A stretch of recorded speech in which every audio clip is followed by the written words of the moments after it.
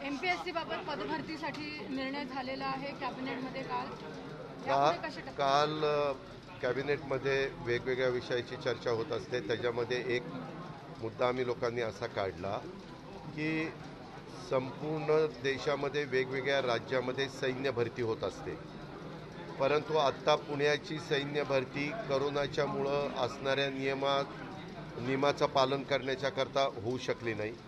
त्याच्या आधीची पण एक भरती तसंच कारण झालं। आता डिसेंबरमध्ये कोल्हापूरला सैनिकांची भरती आहे, तर त्या भरतीच्या करता काल सरकारने सूचना दिलेल्या आहेत तिथल्या जिल्हाधिकारी आणि संबंधित अधिकाऱ्यांना की म्हणजे मी स्वतःच तिथले जिल्हा पोलीस प्रमुखांशी बोललो की नियमावलीचं कुठंही त्या ठिकाणी अडचण न येता भरती कशी होईल याबद्दलचं नियोजन तुम्ही पोलिसांनी केलं पाहिजे। आणि आता कुठंही महाराष्ट्रामध्ये सैनिकांची भरती असेल तर मुलांना मुलींना त्याच्यामध्ये संधी मिळाली पाहिजे, अशा पद्धतीच्या स्पष्ट सूचना काल सैनिक भरतीच्याबद्दल देण्यात आल्या।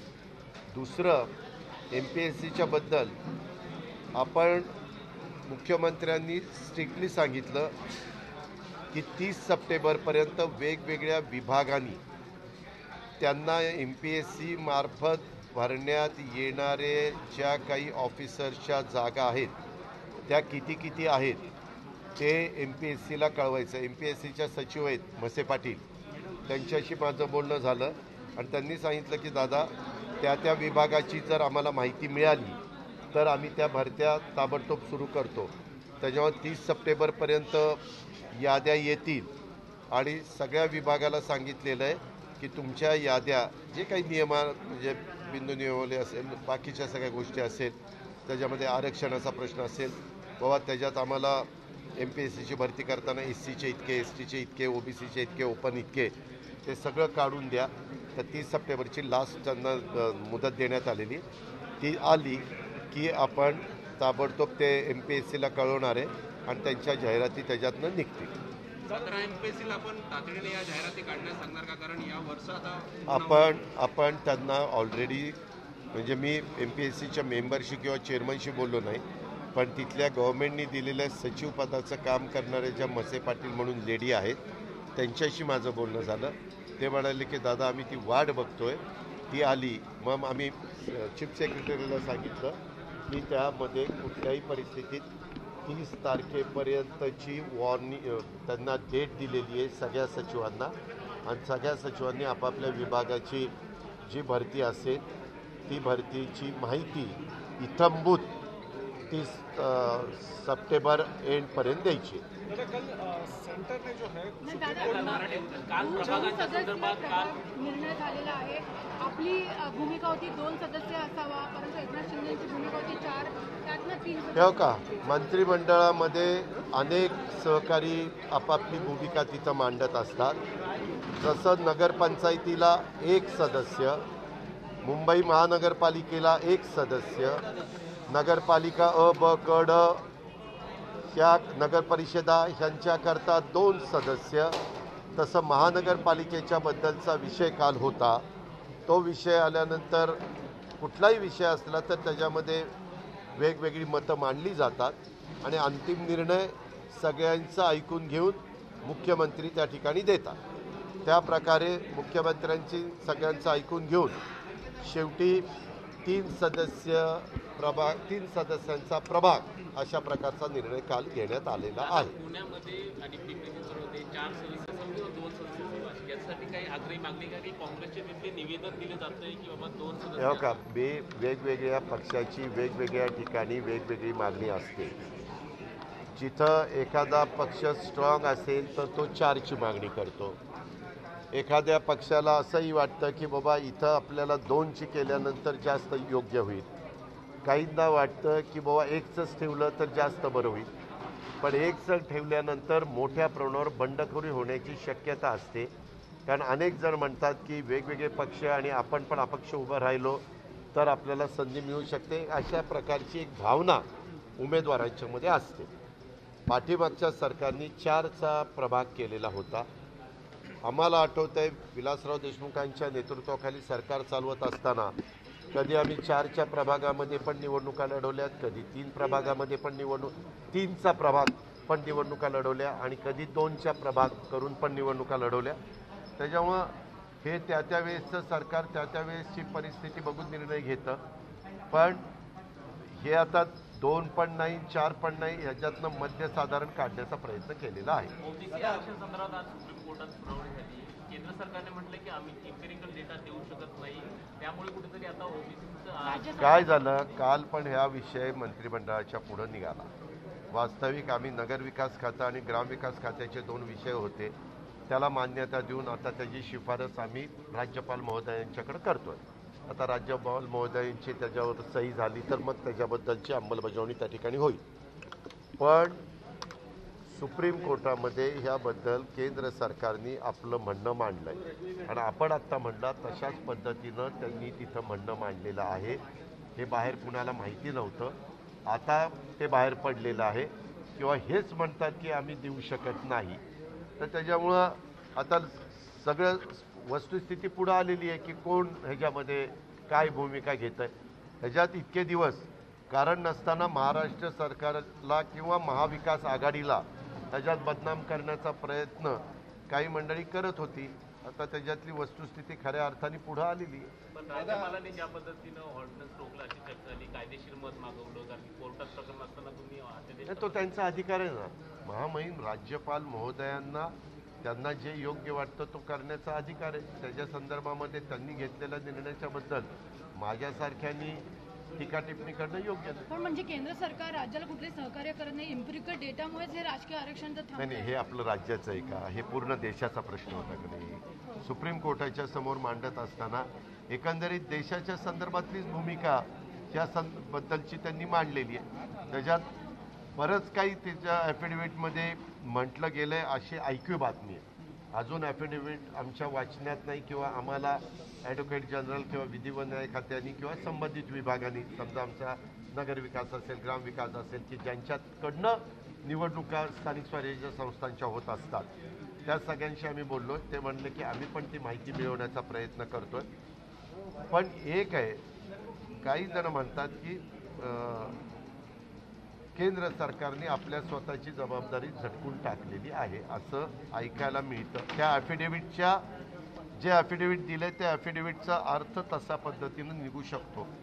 हे मात्र बोललं जातं. ही वस्तुस्थिती आहे की नाही ही खऱ्या अर्थाने ॲफिडेव्हिट वाचायला मिळाल्यानंतरच आपल्याला कळेल. दादा, सहकार विभागाने मुंबई बँकेची चौकशी लावली आणि आता प्रवीण दरेकर म्हणतात की पुणे जिल्हा बँकेचे आपल्याकडे पुरावे आणि आपण ते ईडी आणि इन्कम टॅक्सकडे दिले. हो का, प्रत्येक संस्थेच्या बद्दल कुणाचं काही मत असेल तर केंद्र सरकार राज्य सरकार याबद्दलची इन्क्वायरी त्यांच्या वेगवेगळ्या एजन्सीच्या मार्फत करू शकते. कुणाला जर वाटत असेल तर त्यांनी त्या संदर्भातली तक्रार संबंधितांच्याकडे करावी, ती तपासली जाईल. त्या तक्रारीत तथ्य असेल तर ज्यांनी चुका केल्यात त्यांच्यावर ॲक्शन होईल. जर तथ्य नसेल तर बाबा ह्याच्यात आम्ही चौकशी केली, ह्याच्यात कुठल्याही प्रकारे चुकीचं काही आम्हाला आढळलेलं नाही असं येईल. सर, पण किरीट सोना साखर कारखान्यांचा विषय काढतात, आता दरेकर पुणे बँकेचा विषय काढतायत. भाजपा नेमकी काय इशारा देऊ इच्छिते? हो का, प्रत्येकाला आता ते त्या पक्षाचे असल्यामुळे तुम्ही त्याला पक्षाचं लेबल लावून तसा प्रश्न विचारू शकता. अनेक जण माहितीच्या अधिकारात पण माहिती काढत असतात. तुम्हाला उद्या माहिती कोणाची पाहिजे असेल तर माहितीच्या अधिकारात तुम्ही माहिती काढू शकता. आणि तुम्हाला काय वाटलं तर PIL तुम्ही करू शकता, तक्रार पण करू शकता. पब्लिक लिटिगेशन म्हणजे काही असेल इंटरेस्ट लिटिगेशन तर त्याच्यामध्ये देखील तुम्ही कोर्टामध्ये जाऊ शकता. फक्त त्याच्यात तथ्य असलं पाहिजे, पुरावा असला पाहिजे. आणि जर त्याच्यात काही आढळलं तर समोर येईल, नाही आढळलं तर बाबा ह्याच्यात काही नाही क्लीन चिट मिळेल, अशा पद्धतीने चालतं. आता हे राजकारण आहे का काय आहे हे मीडियानी ठरवायचं आहे. कारण मीडिया अनेक वर्ष ह्या राज्यामध्ये महाराष्ट्राची निर्मिती झाली 1960 साली संयुक्त महाराष्ट्राची. तेव्हापासून मीडिया अनेक पिढ्या हे सगळं राजकारण जवळनं बघतोय. काहींची सत्ता येत असते, काहींची सत्ता जात असते.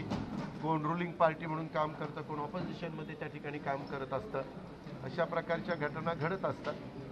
आत्ता मात्र ह्या सगळ्या गोष्टीला खूप म्हणजे अगदी ऊत आला आहे असं म्हटलं तर हरकत नाही. पण तो अधिकार आहे, हे कोणी हे करू शकत नाही. म्हणजे तुम्ही मुंबई पुणे सतत प्रवास करता, एकूणच राज्यातली परिस्थिती बघितली तर रस्ते पूर्ण खड्डेमय झालेले आहेत. काय झालं की रस्ते मी तर पुणा मुंबई करतो, मला कुठंच खड्डा आढळला. कारण त्या रस्त्यावर नाही आहेत, पण तुम्ही म्हणजे जर बाकी इतर बघितलेलं त्याच्या संदर्भात तुमच्या वाचनात आलं असेल, हायकोर्टाने मुंबई गोवा रस्त्याच्या बद्दलचे काही स्पष्ट निर्देश आदेश हे दिले गेलेले. नॅशनल हायवे तो केंद्र सरकारच्या माध्यमातून होतोय त्याच्याबद्दलचे दिलेले आहेत. आणि पावसाळ्यामध्ये बऱ्याचदा जिथं कॉन्क्रीटचे रस्ते नसतात तिथं खड्डे होतात. अशा प्रकारचा आपला पाठीमागचा अनुभव आहे. रस्त्याच्या मध्ये दोन्ही बाजूला पडणारं पावसाचं पाणी, स्ट्रॉंग वॉटर ज्याला आपण म्हणतो, ते जाऊन नेण्याच्या करता, ते वाहून जाण्याच्या करता जी पाईपलाईन आहे त्याची जर व्यवस्थित व्यवस्था केली तर हे प्रश्न निकाली निघतात. म्हणजे प्रश्न पुढे येत नाही. किंवा क्वालिटी खराब असली तरी हे प्रश्न निर्माण होतात. आणि हे अनेक वर्ष काही भागामध्ये घडते. मला आठवतं आहे की पुणे मुंबई रस्ता केला त्यावेळेस वाशीचा आपला टोल आहे, वाशीच्या टोलपासून पनवेलपर्यंत एक्सप्रेस हायवेला लागेपर्यंत डांबरी रस्ता होता. तिथंही प्रचंड खड्डे पडायचे. पण नंतर तो रस्ता कॉन्क्रिटीकरण केला. आता तिथं एकही रस्ता हे खड्डा पडलेला दिसत नाही. त्याच्यामुळे आता मात्र मला अशी माहिती मिळालेली आहे आणि मी पण बघतोय की PWDनं रस्ते कशा क्वालिटीचे केले पाहिजेत ह्याच्याबद्दलचे काही नवीन नॉर्म्स घेतलेले आहेत. पण ते घेतलेले असताना देखील मधी बघा एक पालखी मार्ग आहे तिकडच्या भागातला, बीड जिल्ह्यातला, मराठवाड्यातला. त्याला तर एवढी मोठी प्रचंड कॉन्क्रीटचा असताना भेग पडली होती. आता त्याच्यात संबंधित कॉन्ट्रॅक्टरचा हलगर्जीपणा दिसतोय, संबंधित इंजिनियर लोकांचा म्हणजे ज्याच्या देखरेखीखाली तो रस्ता व्हायला पाहिजे त्याचा हलगर्जीपणा दिसतोय. त्यांच्यावर ॲक्शन घेतली गेली पाहिजे. आता उद्याच्याला माझे 2 कार्यक्रम नितीन गडकरी साहेबांच्या बरोबर पुण्या शहरामध्ये आहेत. मी त्यावेळेस गडकरी साहेबांना म्हणजे आमची भेट होईलच, त्यावेळेस मी गडकरी साहेबांच्याही कानावर घालणार आहे. आणि राज्याच्या संदर्भामध्ये 2 डिपार्टमेंटच्या अंडर ही कामं होतात. एक रस्ते विकास महामंडळ आणि एक PWD डिपार्टमेंट. आणि इव्हन ग्रामविकास खात्याच्याही अंडर पंतप्रधान ग्राम सडक योजना किंवा 3054 वगैरे अशी कामं होत असतात. तर तिथं हसन मुश्रीफ या तिघांना पण सांगून आम्ही सचिव लोकांना पण सांगू की बाबा हे प्रत्येक वेळेस ये रे माझ्या मागल्या ते खड्डे पडतात, मग कोणी खड्ड्याचे फोटो काढतं, कोणी त्या खड्ड्यात एक झाड लावायचा प्रयत्न करतं वगैरे वगैरे. आंदोलन करणारे आंदोलन करणार. जर खड्डाच नाही पडला तर मग त्यांना आंदोलन करण्याची वेळ पण येणार नाही. ती वेळ येऊन न देण्याचं काम त्या कॉर्पोरेशन, कारण बरेचसे रस्ते कॉर्पोरेशनच्या हद्दीतले कॉर्पोरेशनमध्ये असतात. पण काही ठिकाणी आता मुंबई जर बघितलं तर मुंबईचा प्रश्न MMRDA पण आहे, आपलं स्वतः मुंबई महानगरपालिका पण आहे, त्याच्यामध्ये PWD पण आहे, त्याच्यामध्ये रस्ते विकास MSRDC हे पण आहे. असे 5-6 एजन्सी तिथं काम करत असतात. आणि त्यावेळेस मग मात्र नक्की नागरिकांना कळत नाही हा रस्ता कुणाचा. असाही काही नॅशनल हायवेशी पण संबंधित असतात. असं सगळं आहे. नाही,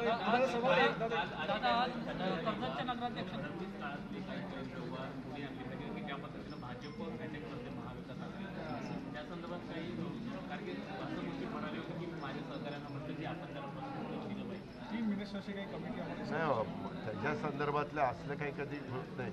त्याच्या उद्याच्याला कुणाची जर तक्रार आली तर तक्रार आल्यानंतर त्याच्या संदर्भातली चौकशी होईल ना. जर कुणी तक्रार दिली त्याच्या पुराव्यानिशी तक्रार दिली, नुसती तक्रार देण्यात पण अर्थ नाही.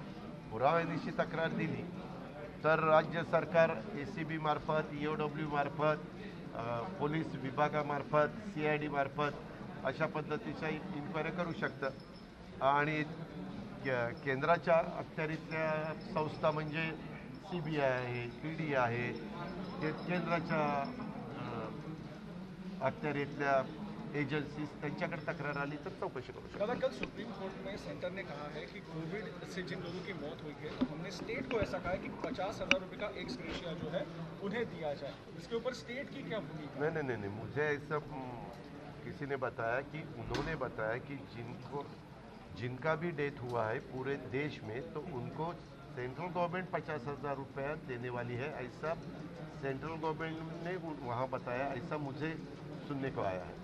मुझे नहीं, उसमें अपने महाराष्ट्र में पुलिस डिपार्टमेंट के लोग पहले फील्ड पे थे, आप सबको पता है, और उसके बारे में हमने डिसीजन लिया था कि अगर पुलिस डिपार्टमेंट के लोग काम करते वक्त उनको किसी को कोरोना हुआ और उनमें उनकी डेथ हुई तो उनको 50 लाख रुपए मिलना चाहिए, वो महाराष्ट्र में चालू है।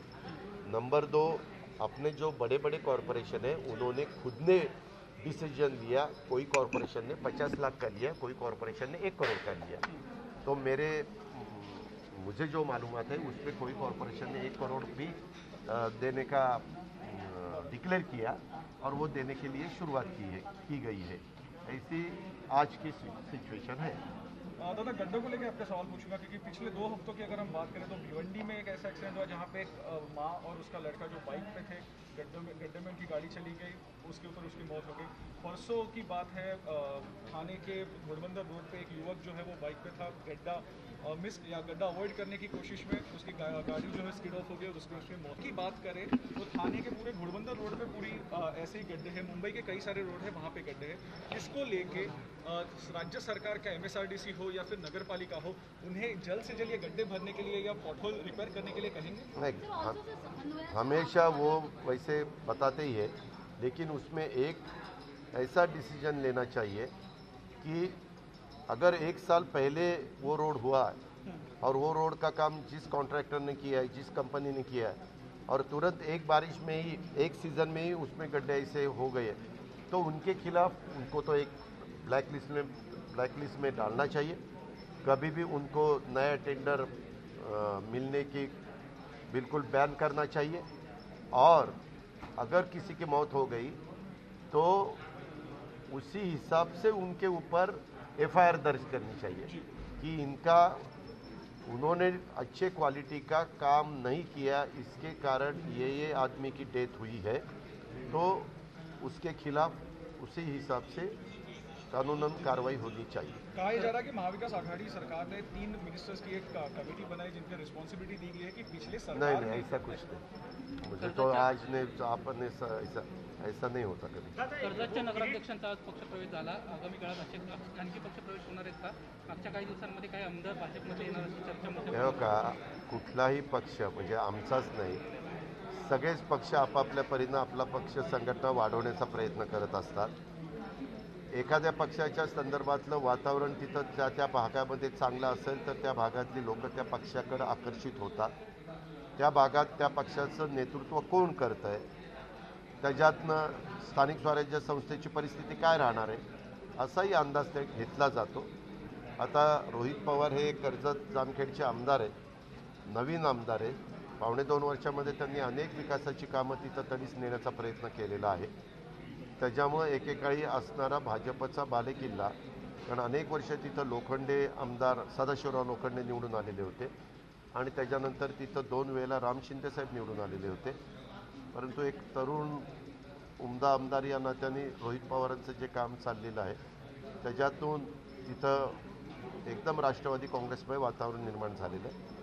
त्याच्यामुळे त्या भागातले अनेक कार्यकर्ते पक्षप्रवेश करतात, आम्ही त्यांचं स्वागत करतो। ज्या राज्यांमध्ये भाजपची सत्ता नाहीये त्या राज्यांमध्ये जे राज्यपाल आहेत ते कुठेतरी उरलेल्या हत्तीसारखी भूमिका पार पडतात अशी टीका सामनात न करण्यात आली। अशा प्रकारे आजपर्यंत नेहमीच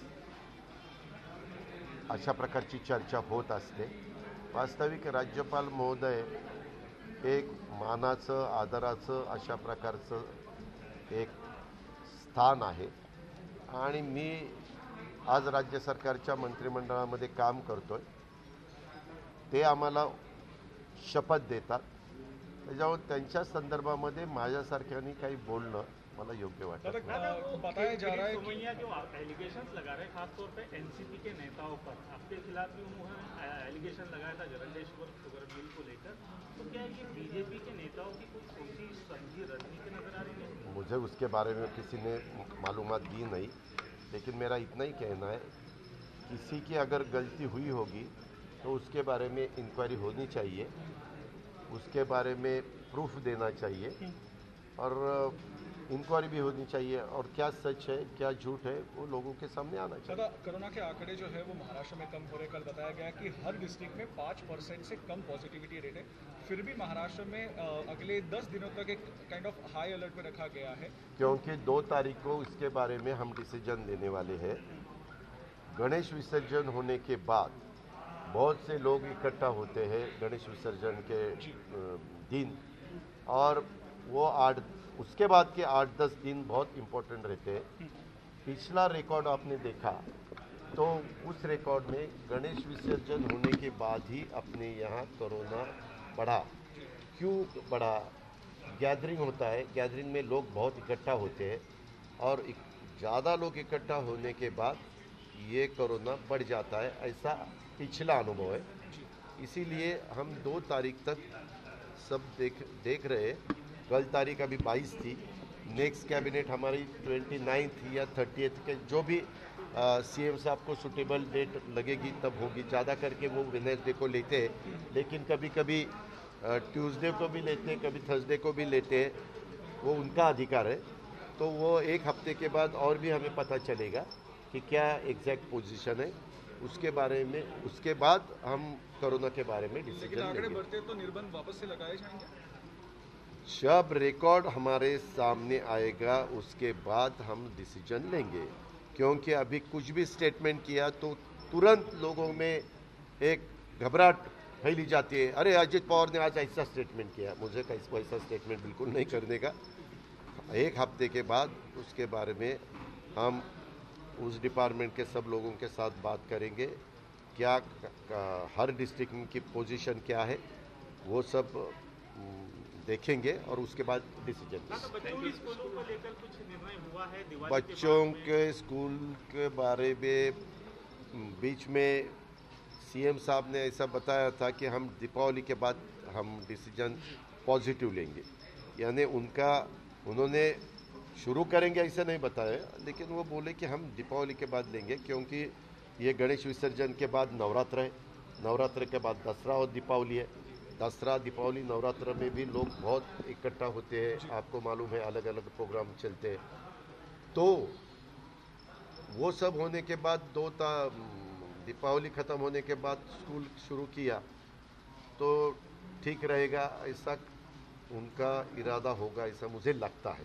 दादा, हेच मराठीमध्ये शाळांसंदर्भात राज्य सरकारची काय भूमिका?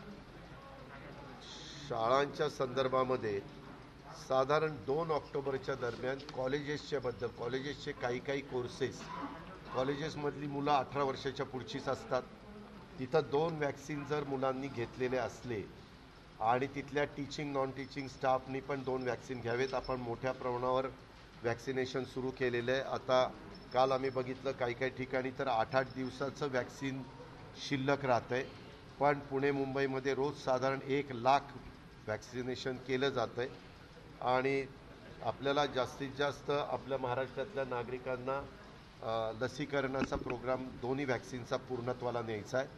तो पूर्णत्वाला गेला की 2 तारखेपासून 2ची परिस्थिती ऑक्टोबरची बघायची, आणि ती जर आपल्याला योग्य वाटली तर हे जे वेगवेगळे कोर्सेस आहेत त्यांना काही नियमावली लावून कॉलेजेस टप्प्याटप्प्याने सुरू करण्याच्या करता काही निर्णय घेता येऊ शकतो मुख्यमंत्र्यांच्या आदेशाने. आणि स्कूलच्या बाबतीत, कारण अजून लहान मुलांचं वॅक्सिन मीडियामध्ये वाचायला मिळतं आहे, ऐकायला मिळतं आहे किंवा वॅक्सिन निघालं आहे आणि आता त्याला परवानगी मिळणार आहे. WHO ने परवानगी दिली किंवा तिथल्या केंद्र सरकारने परवानगी दिली, त्या देशाने परवानगी दिली. तसं जर आलं तर मग मात्र आपण मुलांना स्कूलमधल्या वॅक्सिन दोन्ही देण्याचा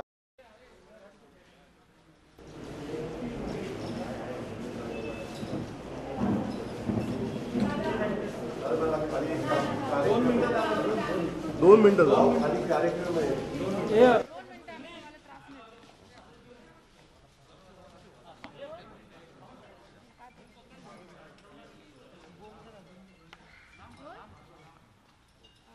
दादा सांगू शकाल मराठवाड्यामध्ये अनेक जिल्ह्यांमध्ये खूप मोठ्या प्रमाणात पाऊस पडलाय, पिकांचं देखील नुकसान झालेलं आहे. काल देखील आपण याचा आढावा घेतला होता. साधारण काय परिस्थिती?